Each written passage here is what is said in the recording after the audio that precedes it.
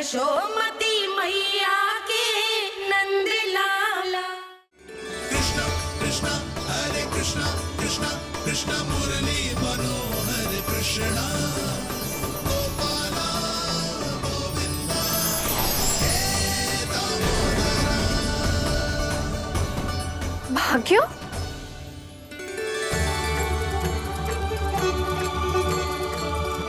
कान्हा, एक तो चोरी की और ऊपर से मूर्ख बना के भाग को। ये ठीक ना है, मुझे यशोदा जीजी को बताना ही होगा, और वो भी इसके घर पहुंचने से पहले।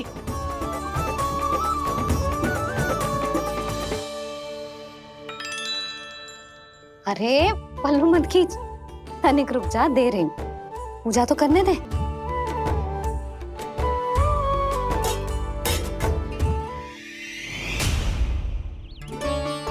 आज तो कैसे प्राण बचे नारायण ही जानते हैं। मैं तो पाऊ को सिर पर लेके ऐसे सरपट भागो कि पूरे गोकुल में बड़ बोले।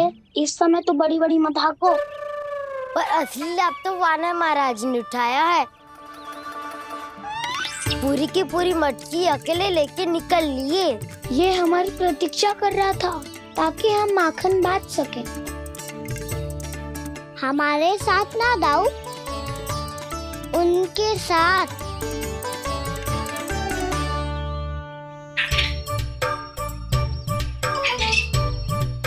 मैं समझ गो कान्हा, एक ना सभी जानवरों की भूख मिट जाए, इसलिए गया था तू सावित्री मौसी के यहाँ माखन चुराने। इससे पहले कि वो हमारे यहाँ पहुँच जाए, हमें घर पहुँचना होगा दाऊ, चाहे कछु हो जाए, पर देरी ना होनी चाहिए। इससे पहले के बहुत समय बीत जाए, हमें ये समझना होगा कि लोभ आदमी की बुद्धि को भ्रष्ट कर दे, तो हमारे सोचने समझने की क्षमता को नष्ट कर दे। तो बहुत समय पहले की बात, एक साधु था, वो सुनसान घने जंगल में रहकर साधना करता था। ब्रह्म ज्ञान को प्राप्त करने ही वाला था कि अचानक से एक दिन उसे एक सुनहरी बिल्ली दिखाई थी। उसने उसे देखो तो सोचो कि ये तो बहुत सुंदर है, इसे तो मेरे पास रहना चाहिए, और उसने उस बिल्ली को अपने पास रख लिया। फिर उसने सोचो कि इसे तो दूध की आवश्यकता होगी और उसके लिए गाय की, तो उसने एक गाय भी रख ली। अब गाय को चारे की आवश्यकता होगी और चारे के लिए भूमि की। नारायण की कृपा से भूमि का प्रबंध भी हो गयो। अब भूमि को जोतनो है, चारा उगानो है, चारा काटनो है, और उसे गाय को खिलानो है। गाय को खिला के उसे दूध निकालनो है, और दूध निकाल के बिल्ली को पिलानो है। कार्य बढ़ गो। अब उसे लगो कि सहायता के लिए 2 जोड़ी हाथ और होने चाहिए, तो उसने विवाह भी कर लियो। कुछ समय बीतो और संतान हो गई, और उसे एक बड़े घर की आवश्यकता अनुभव हुई। इसी प्रकार धीरे धीरे लोभ ने उसे अपनी छाया में ले लिया, और वो नारायण की साधना कर ब्रह्म ज्ञान को पाने के अपने परम लक्ष्य को भूल गो। फिर अनेक वर्ष बीतने के पश्चात उसकी अपने गुरु से भेंट हुई। पहले तो उन्होंने उसे पहचाना नहीं, और पहचानो तो उनने कही कि एक बार, बस एक बार अपने कर्तव्य से भटका था तू, और देख कैसे देखते ही देखते लोभ के जंजाल में गहरे ही गहरे धंसता चला गया। सोचो, कहीं उस व्यापारी को धन के लोभ में अपना वचन देकर आप सब भी जे ही भूल तो ना करने जा रहे। परिवार, घर द्वार, भोजन, सुख शांति, जीने के लिए आवश्यक जे सब कुछ तो है आपके पास। इसीलिए मुझे चिंता हो रही कि जिस प्रकार उस साधु ने ब्रह्म ज्ञान प्राप्ति का अवसर गवा दिया था, आप सब भी इस लोभ में आकर अपना सुख चैन ना गवा दो।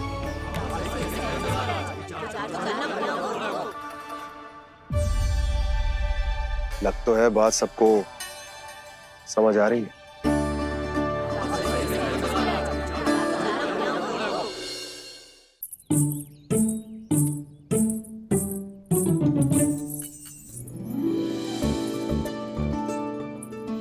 भाभी आसानी से ना मिलने देंगी कान्हा से, पर उसे देखे बिना रहा भी तो ना जा रहे हो मुझसे। कहाँ है वो? मुझ पे बहुत क्रोध है उन्हें। इतने शीघ्र शांत ना होगा, उन्हें मनाना तो पड़ेगा ताकि मैं नंद भवन में फिर से बिना किसी रोक टोक के आ जा सकूं। पर क्या बोलूं, कैसे मनाऊं उन्हें?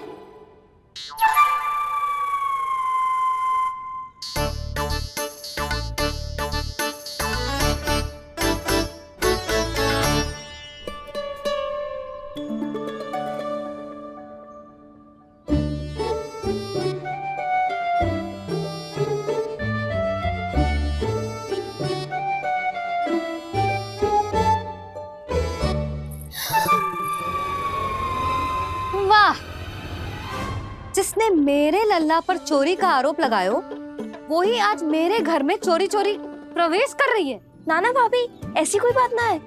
मैं तो बस ये देखने आई थी कि जसोदा भाभी का क्रोध शांत हुआ कि ना? सुन ले जानकी, मेरा क्रोध उसी दिन शांत होगा जिस दिन तू सारी गोपियों के सामने मेरे कान्हा पर लगाया आरोप वापस लेगी। चोरी करेगा तो आरोप ही लगेगा ना जीजी। फिर से आरोप? सावित्री, तू भी? कल तक मुझे ये थोड़ी पता था जीजी कि आपका कान्हा सच्ची में माखन चोरी में पारंगत है। आशा करता हूं कि आप सभी को नंदराज का विचार और संदेश सही से समझ आगो होगो।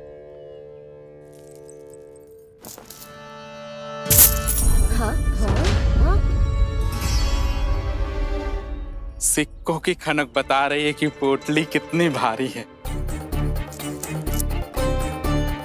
एक ही दिन में कितनी वजन पा गई जे। हमें भी इससे अधिक धन अर्जित करना होगा, तभी तो हम अपने उज्जवल का भविष्य उज्जवल कर पाएंगे। पहली बार कछु बुद्धि की बात की है तूने। नंदराज, हमारे मन में आपका बहुत सम्मान है, पर हम जो करना चाह रहे हैं वो लोभ ना है, वो तो विकास है। हाँ नंदराज, हम अपना और अपने संतानों का भला बुरा सोचे बिना कब तक अपना जीवन इस प्रकार जीते रहेंगे? फिर पिछले 4 वर्षों से हमने आपको कर भी तो ना दियो है। मुझे तो लगता है कि नंदराज की बातों पर शांति से सोच विचार के बाद ही कुछ निर्णय लेना चाहिए। ऐसा मौका बार बार ना आता। नहीं, हमें सोच विचार कर निर्णय लेना है सबने।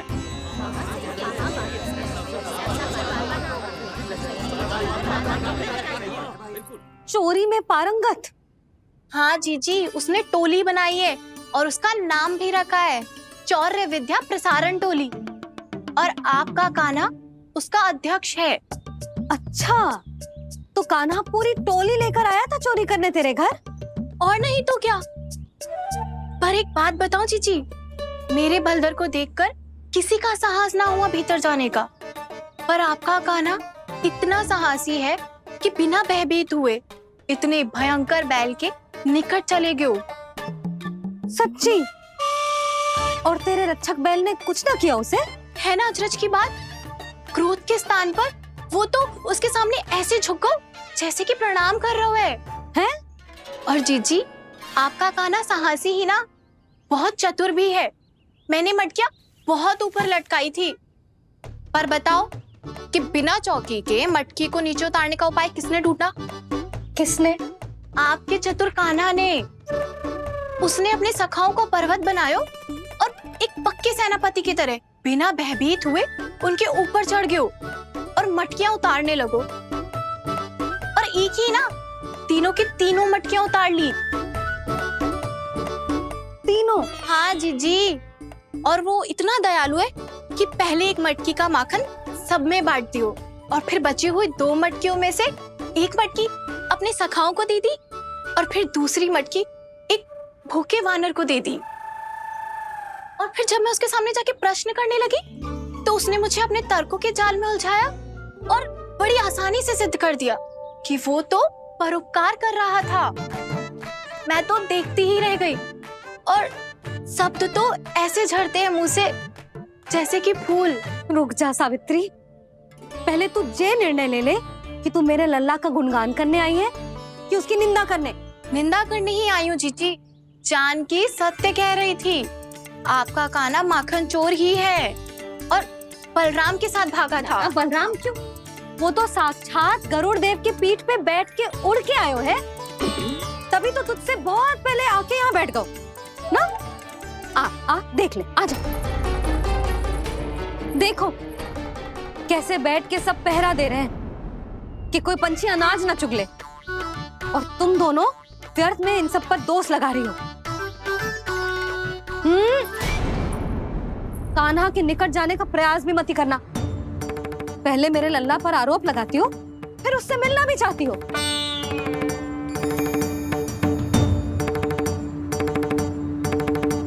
पर जीजी चोरी, अरे उसे तो चोरी का अर्थ भी ना पता होगा। तुम दोनों को नारायण का भय भी ना है क्या? हाँ, मेरे लल्ला पर आरोप लगाने से पहले तुम दोनों को लज्जा ना आई? हे नारायण, अब आप ही बताओ मैं क्या करूं। लग तो है किसी की घोर दृष्टि लगी है कि बार बार मेरे लल्ला पर आरोप लगते हैं। किसी की क्या, तुम दोनों की दृष्टि लगी है। या तो तुम दोनों मनगढ़ंत कथाओं को सत्य बताना छोड़ दो, या फिर कृपा करके मेरे घर आना बंद कर दो।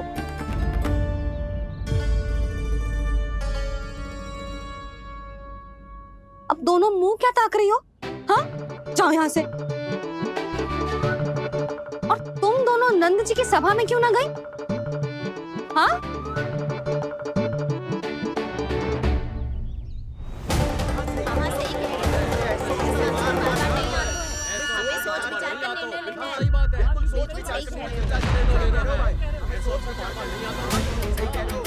जी कौन? पहले तो कभी ना देखो इसे।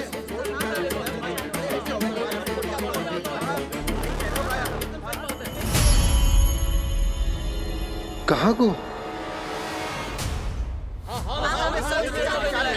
बस करो।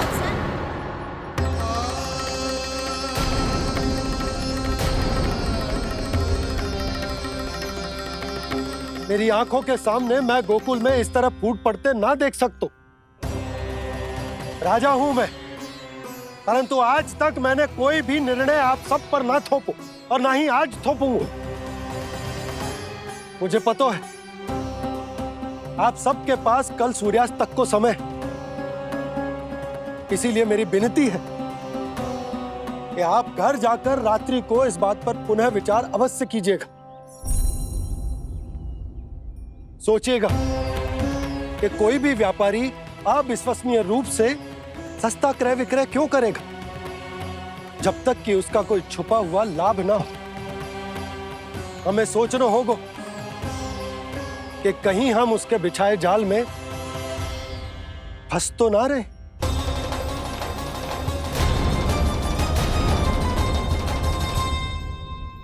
बच गए भैया, जैसे तैसे ही सही, पर समय से पहले पहुंच ही गए हो। सावित्री मौसी कनेक सी बात को इतना बड़ा चढ़ा के बोल रही थी जितना उज्जवल भी ना बोलतो।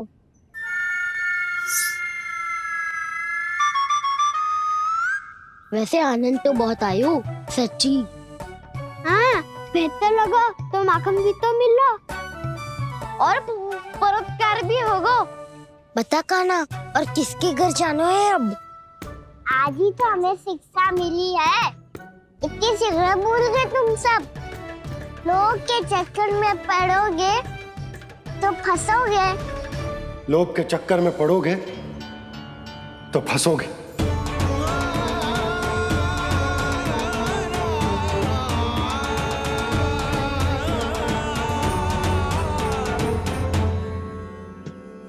चोर चोर कह रही है मेरे निर्दोष से बालक को। अब तो इन दोनों ने अति ही कर दी है।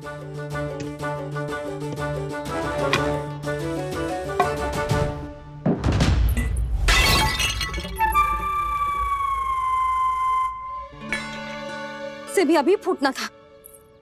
वैसे ही मैं इतनी चिंतित हूं। कैसे समझाऊं इन गांव वालों को?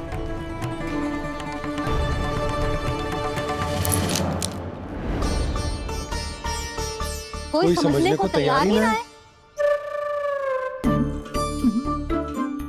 लगता है सबकी बुद्धि भ्रष्ट हो गई है।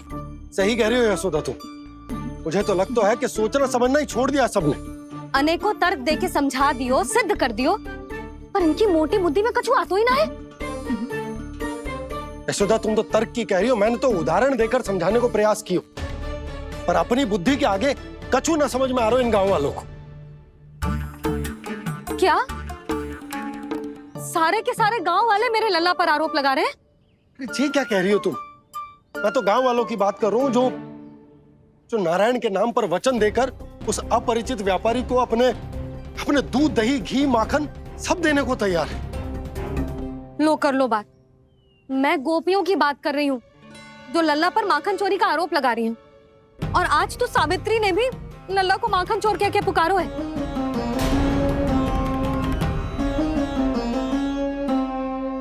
सावधान यशोदा, कहीं बड़ा होकर माखन चोर ना बन जाइए।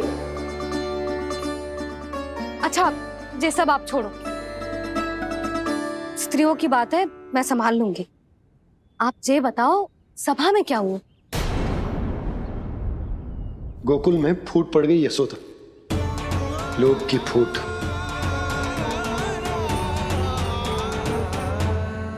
अरे रुको रुको रुको, व्यापारी जी रुकिए रुकिए। नंदराज ने प्रयास तो बहुत किया था व्यापारी जी, पर कुछ व्यक्तियों को छोड़ करके किसी के कान पे जूं तक नहीं रेंगी। इसका अर्थ फूट पड़ चुकी है लोभ की वजह से। बहुत ही शुभ समाचार लाए हो गुप्तचर। अब शीघ्र ही दिखेगा लोभ का चमत्कार।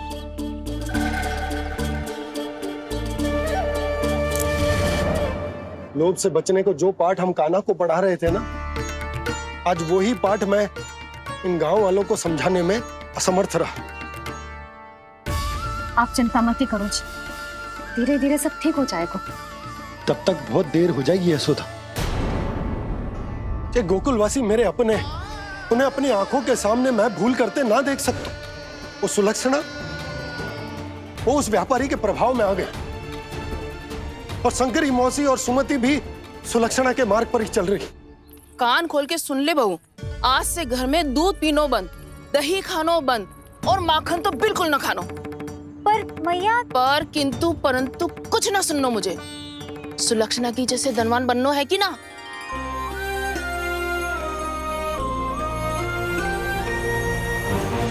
तो फिर जैसा मैं कहती हूँ वैसा कर, तभी तो अधिक से अधिक दूध, दही, माखन बेचकर अधिक से अधिक धन अर्जित कर पाएंगे हम। सुलक्षणा को उस व्यापारी की तरह धनवान बनना है और शंकरी मौसी को सुलक्षणा की तरह। ऐसे तो पूरा गांव ही लोभ में पड़कर कल उस व्यापारी के पास पहुंच जाएगा। अब तो फिर स्त्रियों को मुझे अपने ढंग से समझाना पड़ेगा। अब गोकुल वासियों को चाहे कोई भी कितना भी समझा ले, बुझा ले, ज्ञान बांटे, उन्हें केवल एक ही भाषा समझ में आएगी, लोभ की भाषा। लगता है आपके पास बहुत उत्तम योजना है व्यापारी जी। सब झटक लूंगा।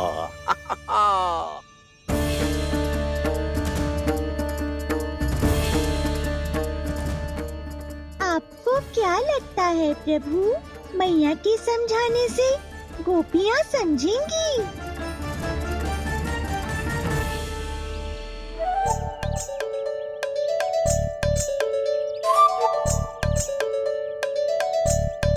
कान्हा, और कितनी प्रतीक्षा करवाएगो? अब बता भी दे, माखन चुराने किसके घर जाना है? इतना आसान ना है निर्णय करना, समय लगता है, सोच विचार करना पड़ता है। पर ये निर्णय किया कैसे जाए पता है मुझे। लगता है ये निर्णय करना पड़ेगा कि बचना कैसे है।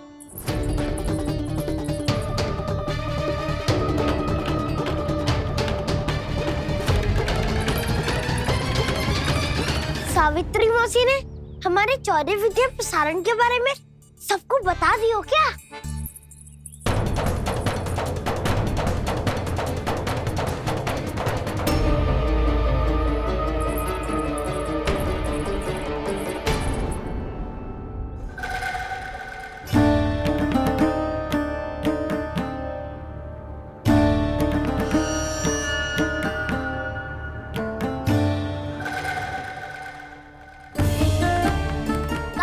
शीघ्र आओ, छोटी माँ बुला रही है।